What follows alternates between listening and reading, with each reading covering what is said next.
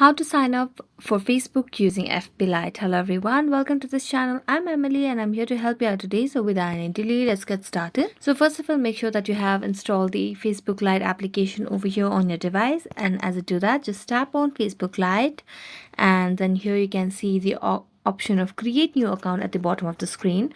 So tap on create new account, and then here you can tap on get started. So here you just have to mention your first name over here. So I'm gonna mention the name and then tap on next. Then here you just have to set your birth date over here. So let me mention the birth date just random. So tap on next. After that, select on any of the options in terms of your gender, and then you can allow the Lite to access your contacts as well. Then either you can also sign up with your email if not comfortable with your phone number. Then tap on next, and then if you already have an account or not, just make sure. Then you can tap on continue creating account, and then here you just have to mention your password. So you can mention any of your password over here,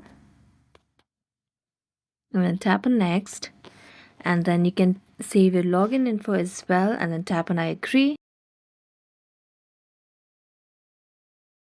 Sign up for your Facebook using FB Lite.